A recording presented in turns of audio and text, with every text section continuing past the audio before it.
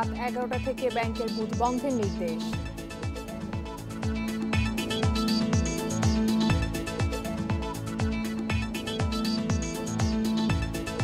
অর্থ পাচারকারী সরকারি কর্মচারীরা দেশের শত্রু, মন্তব্য হাইকোর্টের। তালিকা চেয়ে রুল।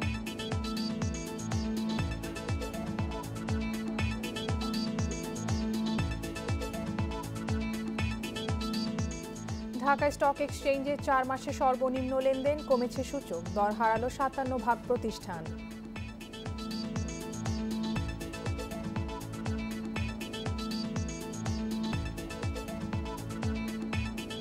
এবং বছরে দেশীয় মোবাইল অ্যাপের রপ্তানি আয় $2.5 কোটি, দক্ষ জনবল তৈরির উদ্যোগ।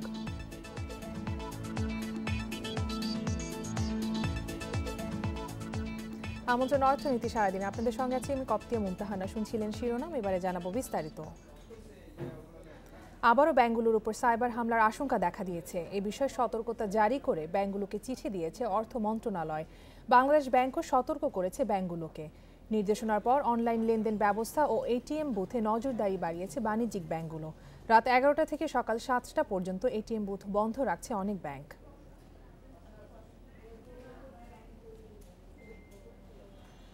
চলতি বছরের আগস্ট মাসে কেন্দ্রীয় ব্যাংকের কাছে তথ্য আসে বিগল বয়েজ নামে একটি হ্যাকার গ্রুপ ব্যাংকগুলোতে সাইবার হামলা চালাতে পারে।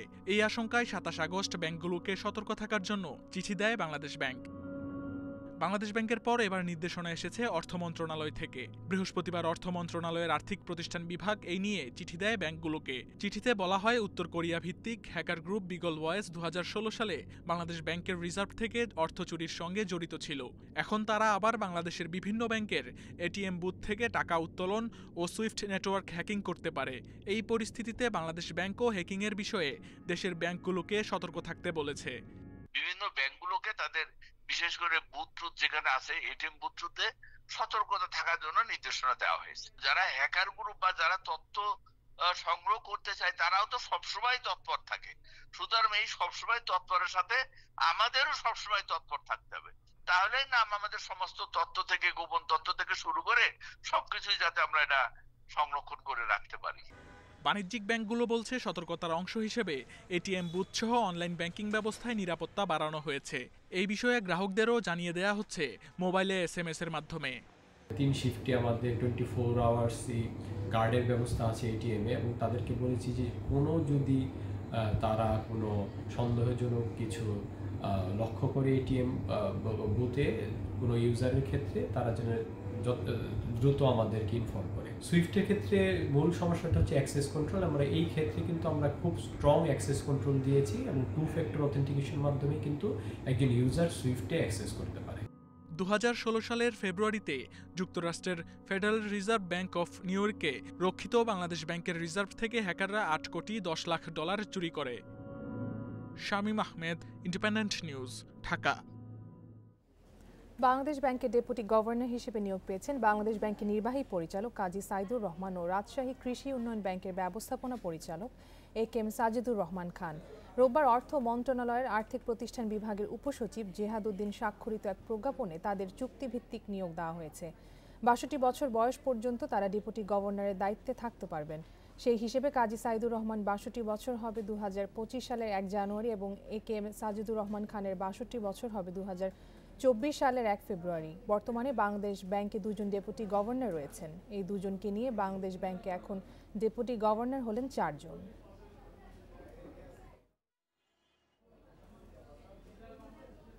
বিশ্বের বিভিন্ন দেশে অর্থ পাচারে জড়িত সরকারি কর্মকর্তা কর্মচারীদের নাম জানতে চেয়েছে হাইকোর্ট। 17 ডিসেম্বরের মধ্যে এই তালিকা দেওয়ার নির্দেশ দিয়েছে উচ্চ আদালত।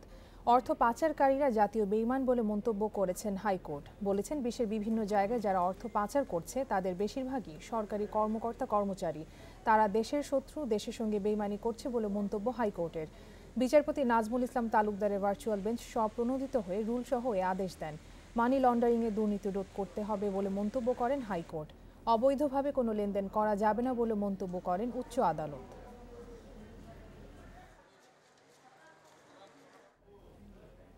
এবারে শেয়ার বাজারের খবর। 4 মাসের মধ্যে সবচেয়ে কম লেনদেন দিয়ে সপ্তাহ শুরু করলো ঢাকা স্টক এক্সচেঞ্জ। রবিবার ডিএসইতে লেনদেন নেমে এসেছে 500 কোটিরও নিচে এবং 57 ভাগ প্রতিষ্ঠানই দর হারিয়েছে। অন্যদিকে চট্টগ্রাম স্টক এক্সচেঞ্জের সার্বিক সূচক কমলেও বেড়েছে লেনদেনের পরিমাণ।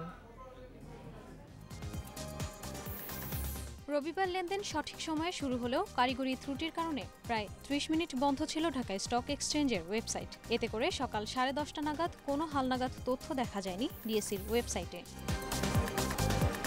লেনদেনের শুরুতে উত্থান পতন থাকলেও 1 ঘণ্টা পর কমতে থাকে সূচক।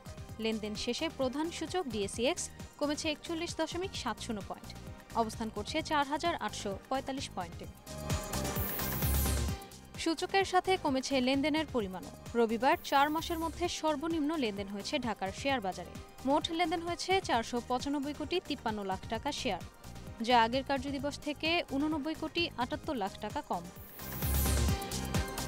লেনদেনে অংশ নেওয়া 344টি কোম্পানি ও মিউচুয়াল ফান্ডের মধ্যে দর বেড়েছে মাত্র 70টির, কমেছে 196টির এবং অপরিবর্তিত রয়েছে 78টি প্রতিষ্ঠানের শেয়ার দর। সবচেয়ে বেশি হাতবদল হওয়া প্রতিষ্ঠানগুলোর মধ্যে তালিকার শীর্ষ অবস্থান ধরে রেখেছে বেক্সিমকো ফার্মাসিউটিক্যালস, দ্বিতীয় বেক্সিমকো এবং তৃতীয় অবস্থানে এডিএন টেলিকম। শতাংশের দিক থেকে দর বৃদ্ধি তালিকার শীর্ষে উঠে এসেছে শ্যামপুর সুগার, দ্বিতীয় দুলামিয়া কটন এবং তৃতীয় অবস্থানে সাভার রিফ্র্যাক্টরিজ। এদিকে চট্টগ্রাম স্টক এক্সচেঞ্জের সার্বিক সূচক কমেছে 104.53 পয়েন্ট, লেনদেন হয়েছে 16 কোটি টাকা। Ishrat Jhuma, independent news.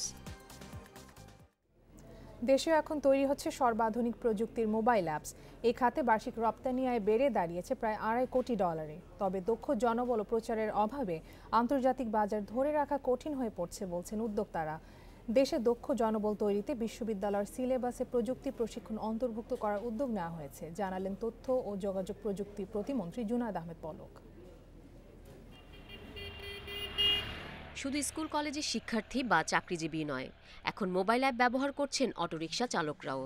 সারা বিশ্বেই বাড়ছে মোবাইল অ্যাপের ব্যবহার। দেশে এখন তৈরি হচ্ছে রাইড শেয়ারিং, ফুড ডেলিভারি, ট্রেনের টিকিট সহ নানা ধরনের বিশ্বমানের অ্যাপ। দেশে ব্যবহারের পাশাপাশি রপ্তানি হচ্ছে যুক্তরাষ্ট্র, যুক্তরাজ্য, জাপান সহ পৃথিবীর বিভিন্ন দেশে।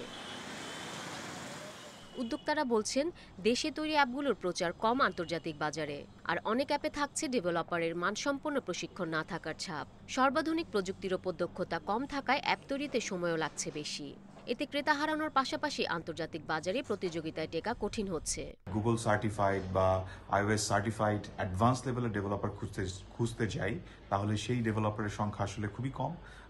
এবং তাতে যেটা হচ্ছে যে আমাদের মানসম্পন্ন বা ইন্টারন্যাশনাল স্ট্যান্ডার্ডের যে অ্যাপের কোয়ালিটি, সেটা ধরে রাখা খুব মুশকিল হয়। সফটওয়্যার ও সেবা পণ্যের নির্মাতাদের সংগঠন বেসিস জানায়, 2017-18 অর্থবছরে অ্যাপ তৈরি করে আয় হয় $2 কোটি। এ খাতে রপ্তানি বাড়ছে বছরে 20% হারে। তবে ব্যাপক সম্ভাবনার এই খাতে রপ্তানি আশানুরূপ বাড়ছে না দক্ষ জনবলের অভাবে। একটা বিশাল সম্ভাবনা সামনে রয়েছে। যদি আমরা এই সম্ভাবনাকে, এই সুযোগকে আমরা কাজে লাগাতে চাই, তাহলে আমাদের স্কিল ডেভেলপমেন্ট ছাড়া অন্য কোনো উপায় নেই। দেশের ও আন্তর্জাতিক চাহিদা অনুযায়ী প্রশিক্ষণের জন্য সরকারের পরিকল্পনা রয়েছে, বললেন তথ্য ও যোগাযোগ প্রযুক্তি প্রতিমন্ত্রী জুনায়েদ আহমেদ পলক। এই উদ্দেশ্যে শিগগিরই এই খাত সংশ্লিষ্টদের সঙ্গে আলোচনায় বসা হবে। লোকাল এবং গ্লোবাল যে ডিমান্ড, সেটাকে মাথায় রেখে ডিমান্ড নিড বেসিস আমরা কিছু স্কিল সেট তৈরি করার জন্য পরিকল্পনা হাতে নিয়েছি। এই ধরনের হাই এন্ডের ট্রেনিং কিন্তু প্রজেক্ট ওয়াইজ কিন্তু হয় না, এগুলোকে আপনার ইনস্টিটিউশনের কোর্স কারিকুলামে অন্তর্ভুক্ত করা প্রয়োজন। বর্তমানে গুগল ম্যাপের মতো অ্যাপ তৈরির কাজও চলছে দেশে। এই ধরনের অ্যাপ বাজারে আসলে নিরাপত্তা নিশ্চিতের পাশাপাশি উদ্যোক্তাদের খরচ কমবে বলে আশা প্রতিমন্ত্রীর। Irin Khatun, independent news, Dhaka. আমন চাল সংগ্রহের জন্য সরকারের সাথে চুক্তির সময়সীমা আরও 15 দিন বাড়ানোর দাবি জানিয়েছে মিল মালিকরা। রোববার সকালে সুনামগঞ্জ শহরের চালকল মালিক সমিতির সাধারণ সভায় এ দাবি জানান নেতারা। তারা জানান, আমন চাল সংগ্রহের জন্য মিল মালিকদের 26 নভেম্বরের মধ্যে চুক্তি করার সময় বেঁধে দিয়েছে সরকার। কিন্তু এই বছর সিলেট সহ দেশের বিভিন্ন অঞ্চলে কয়েক দফা বন্যার কারণে আমন চাষ দেরিতে হয়েছে। এতে কৃষকদেরও ধান তুলতে আরও সময় লাগবে। তাই চুক্তির সময়সীমা আরও 15 দিন বাড়ানোর জন্য সরকারের কাছে দাবি জানান মিল মালিকরা। তারা আরও জানান, সরকার প্রতি কেজি সেদ্ধ চাল 37 টাকায় নির্ধারণ করে দিয়েছে, কিন্তু এই দামে চাল বিক্রি করলে লোকসান হবে জানিয়ে কেজিতে আরও 5.5 টাকা দাম বাড়ানোর দাবি জানান তারা। শ্রমিকের বকেয়া বেতন, অবিকৃত চিনি এবং লোকসানের বোঝা মাথায় নিয়ে ডিসেম্বর থেকে নতুন মৌসুমের কার্যক্রম চালু করতে যাচ্ছে ঠাকুরগাঁও চিনি কল। পূর্ণ যন্ত্রপাতি ও আখ সংকটে খুঁড়িয়ে খুঁড়িয়ে চলছে কারখানাটি। তবে কর্তৃপক্ষ বলছে চিনির দাম কমানো এবং বকেয়া বেতন পরিশোধ সহ নানা কার্যক্রম হাতে নিয়েছে। ডিসেম্বর থেকে চলতি মৌসুমের আখ মারাই কার্যক্রম শুরু হবে ঠাকুরগাঁও চিনি কলে। সেই লক্ষ্যে চলছে প্রস্তুতি।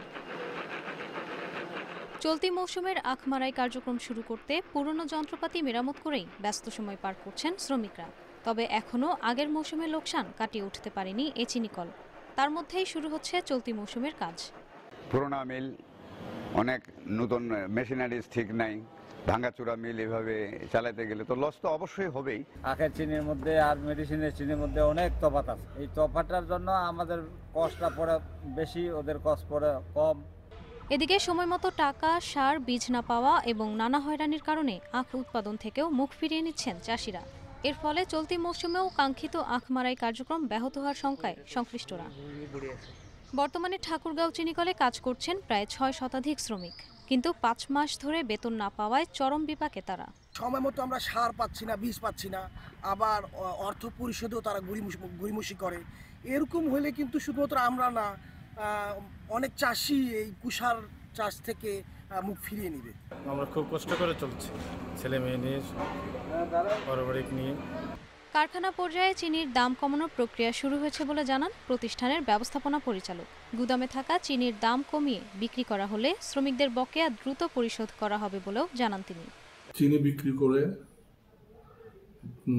শ্রমিক কর্মচারীদের বেতন ভাতা মেটানোর, সেই সাথে সদর দপ্তরের সাথে সার্বক্ষণিক যোগাযোগ রাখছি আমাদের দেনা পাওনার ব্যাপারে। বাজারের চেয়ে মিলের চিনির দাম বেশি হওয়ায় গোডাউনে পড়ে নষ্ট হচ্ছে ২৯০০ টন চিনি। এতে করে দিন দিন লোকসানের পাল্লা ভারী হচ্ছে চিনি কলটির। Independent news desk. দ্বিতীয় দফায় করোনা সংক্রমণের কারণে থেমে যেতে পারে বৈশ্বিক অর্থনীতির পুনরুদ্ধার।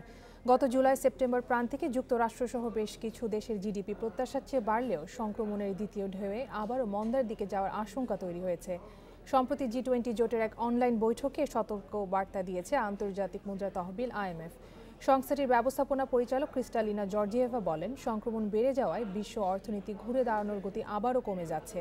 প্রতিষেধক দ্রুত চলে আসার সম্ভাবনা থাকলেও দেশগুলোর সরকারি আর্থিক সাহায্য চালিয়ে যাওয়ার আহ্বান জানান IMF প্রধান।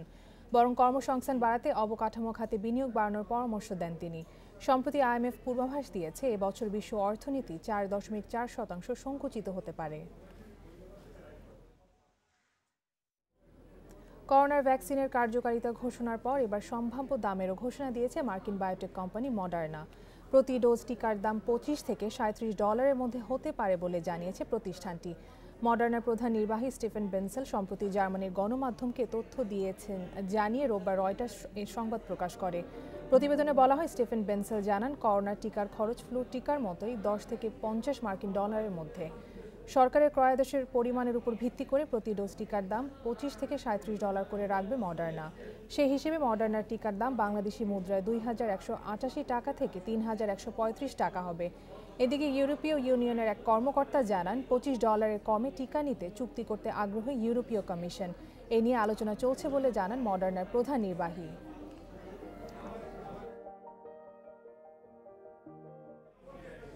এই ছিল আজকের অর্থনীতি সারাদিনে। ইন্ডিপেন্ডেন্ট টেলিভিশনের সব খবর আরও জানতে চোখ রাখুন ফেসবুক, ইউটিউব এবং টুইটারে।